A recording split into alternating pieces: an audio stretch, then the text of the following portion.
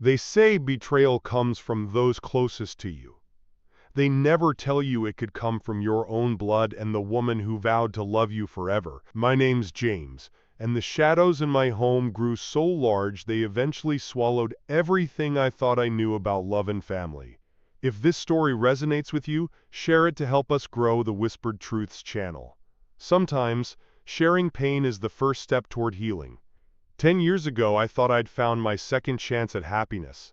My first marriage had crumbled under the weight of miscommunication and growing apart.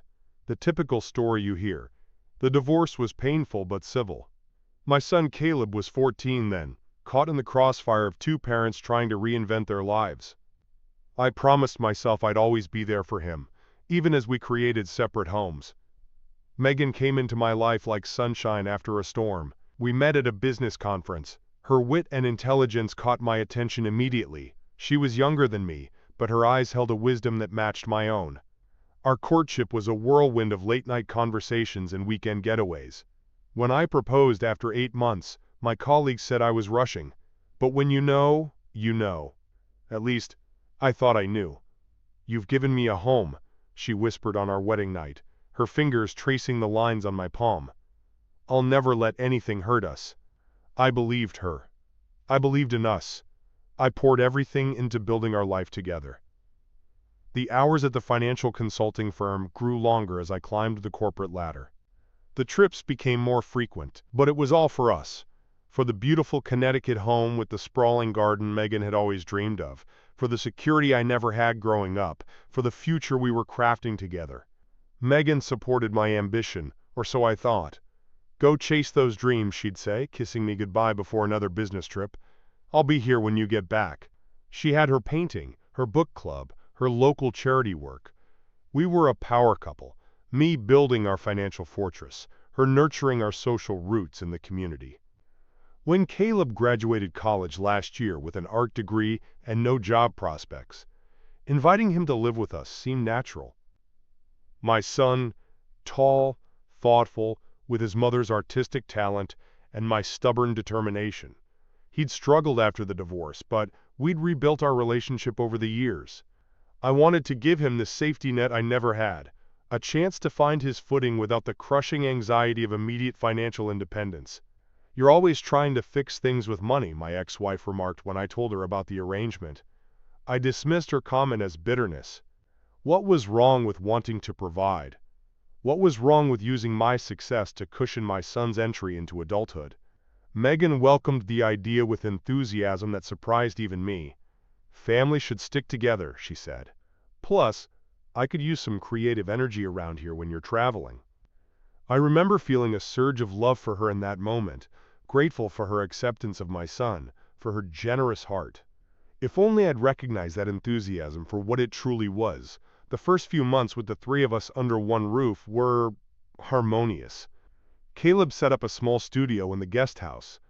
Megan showed interest in his artwork. I caught them having animated discussions about color theory and composition. Conversations I couldn't participate in, but was happy to observe. My family was bonding. What could possibly be wrong with that? Looking back, the signs were there from the beginning. The small shifts in atmosphere when I entered a room. The inside jokes I wasn't part of. The way their conversations would suddenly change topics when I appeared. But when you're working 60-hour weeks and crossing time zones like street corners, it's easy to attribute unease to your own exhaustion. I first noticed something truly off during a rare weekend when we were all home.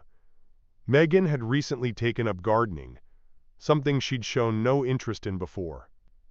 I came downstairs to find her gone and spotted her through the kitchen window.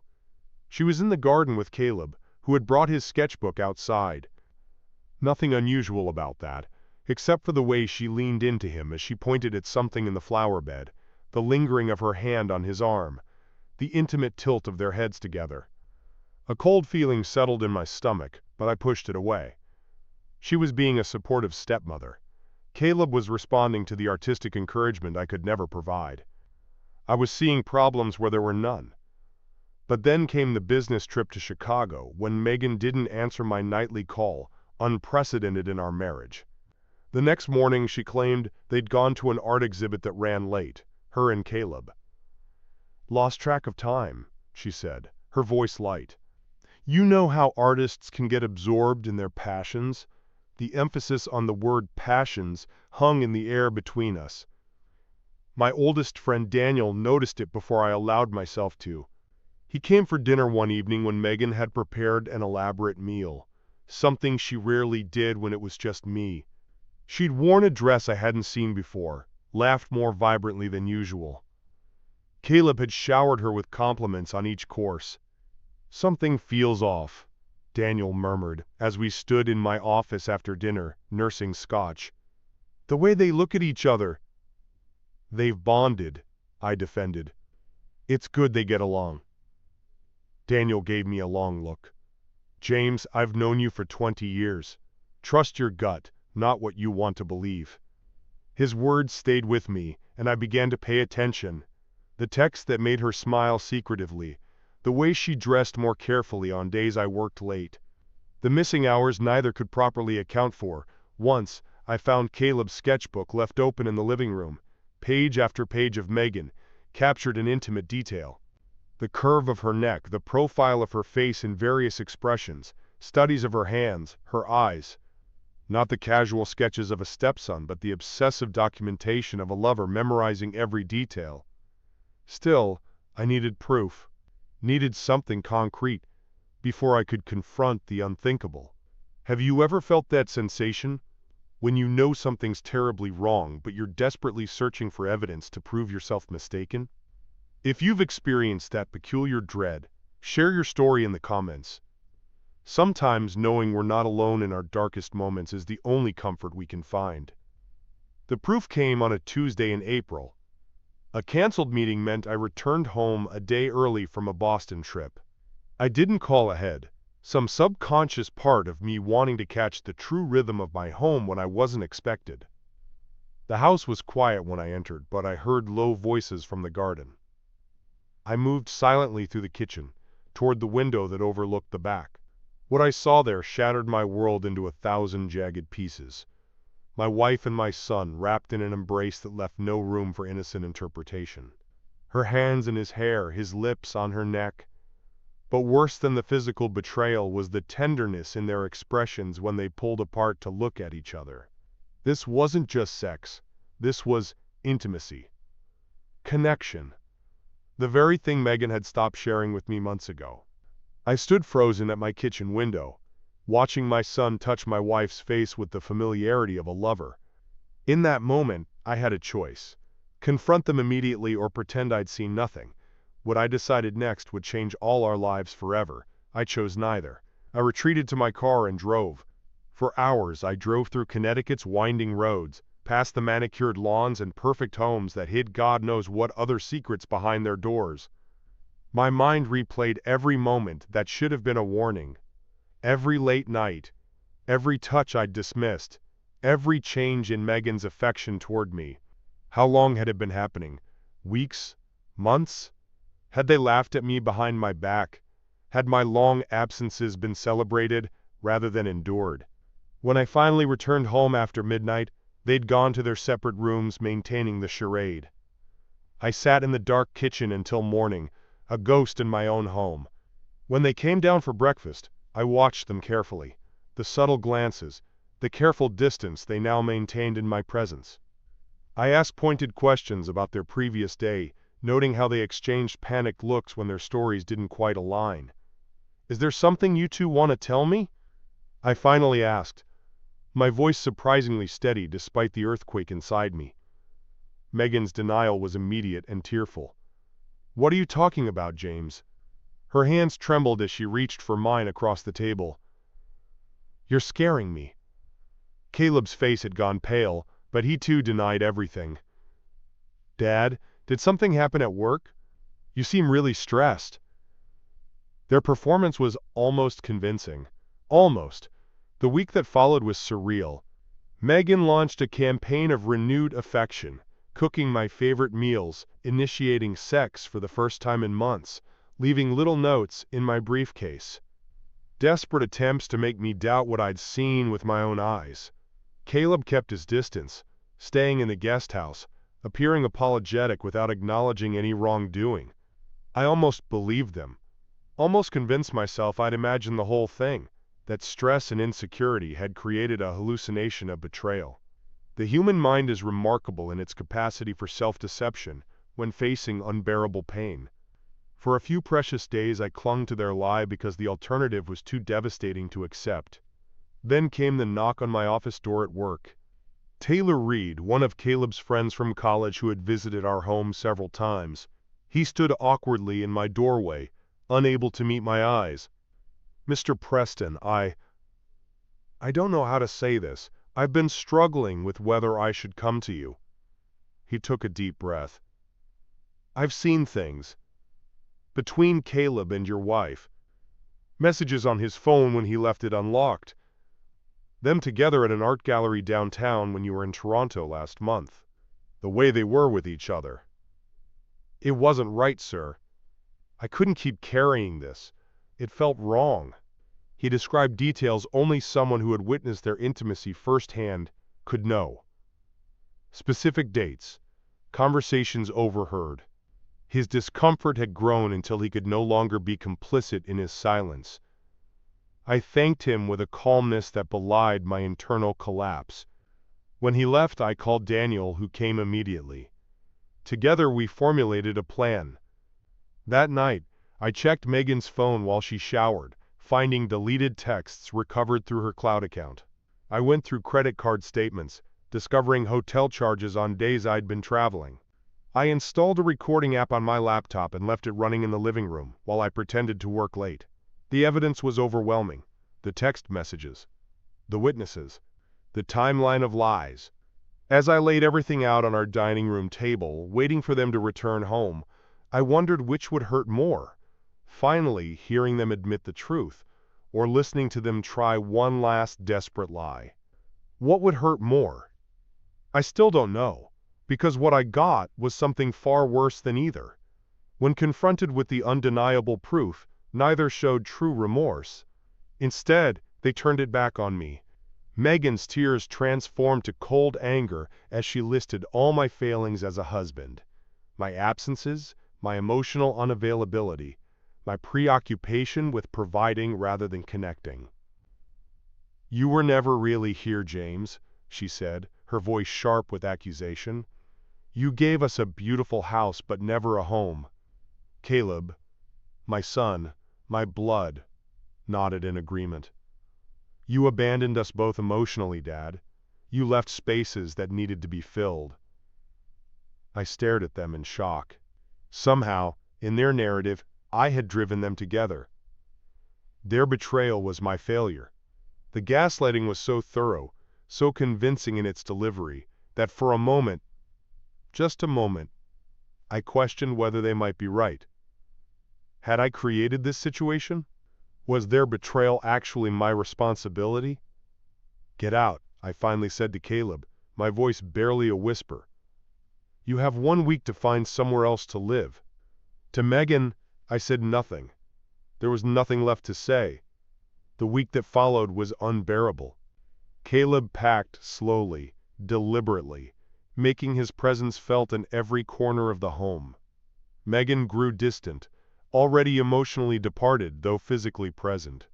They maintained separate rooms, separate lives in my presence, but I found notes passed between them, plans for their future, reassurances of their love, strategies for financial support once they left.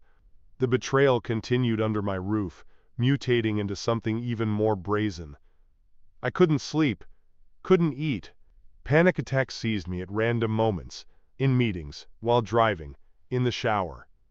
My performance at work suffered to the point where my supervisor suggested a leave of absence. The home that had once been my pride, my sanctuary, became a battlefield of silence and accusation. The day Caleb finally left, Megan came to me with a proposal, an open marriage. We could continue our life together, she suggested, if I could accept her connection with my son. The audacity left me speechless. I simply walked away, locking myself in my home office for the remainder of the day. When I emerged the next morning, she was gone. her closet half empty, her vanity cleared. On the kitchen counter, a note. You never understood what love really means. I hope someday you find it. Have you ever had someone rewrite your shared history to justify their betrayal? The way they twist memories and intentions until you question your own reality? If you face this kind of gaslighting, I'd like to hear your story. Comment below about how you found your way back to your own truth. Your comments give strength to others walking this difficult path. The weeks after they left were the darkest of my life. I took an extended leave from work. The sprawling house echoed with absence. I moved through rooms like a ghost, touching photographs, furniture, objects that had once represented our life together. Every memory was tainted, every moment called into question. Had she ever loved me?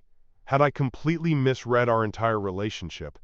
Was I truly the villain in this story? I began drinking too much, neglecting basic self-care. I lost weight, lost sleep, lost track of days. I obsessively reviewed old emails, text messages, videos, searching for clues I might have missed, signs that should have warned me. My identity as a husband, father, and provider had been the foundation of my self-worth for so long that without it, I felt hollowed out, purposeless.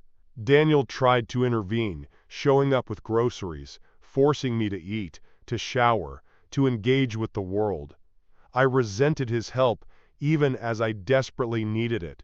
The humiliation was too raw, too complete. My wife and my son.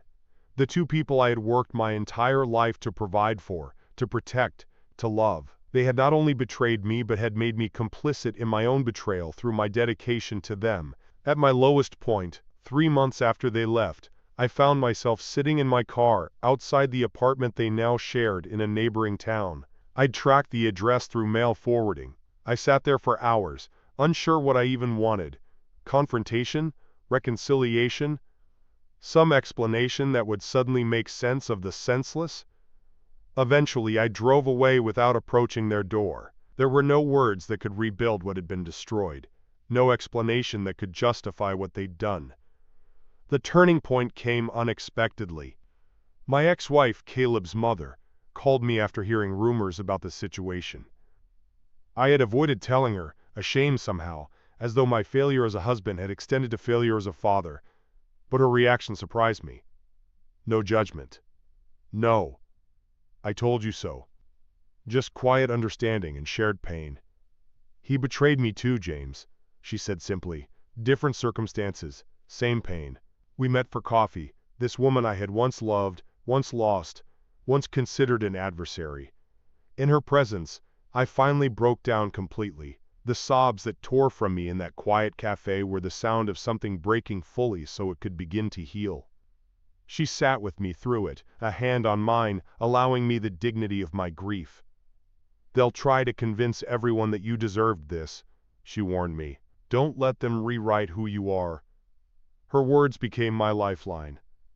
I started therapy the following week, began the painful process of examining my role in the collapse of my marriage without accepting blame for their betrayal. Yes, I had worked too much.